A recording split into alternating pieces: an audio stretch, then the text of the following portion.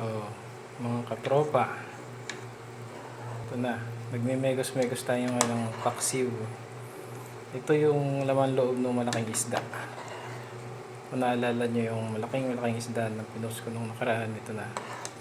Nagme-megos-megos ko na siya. Paksiw. Pinaksiw ko yung panga saka buntot. Kasi yung ulo hindi kasya dito sa kaserola. Dito.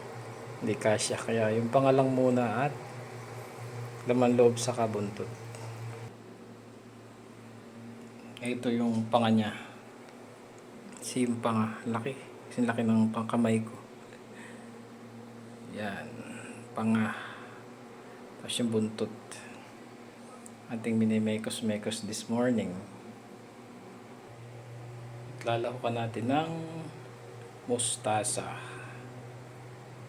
Lalagyan natin ng gata. Tapos mustasa. At ito na, nalagay ko na yung mustasa. Tinanggal ko muna itong isda kasi hindi talaga siya kasya. Tapos papatong natin yung isda.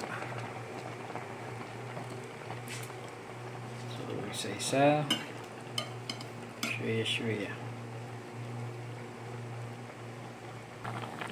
Yan na, finished product ng ating minekos-mekos. Konting kulo pa at kakain na.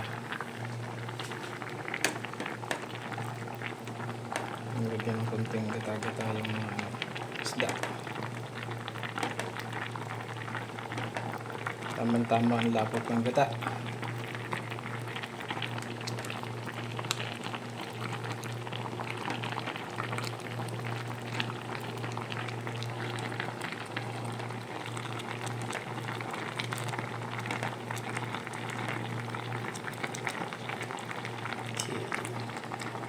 Kain na. Bye bye.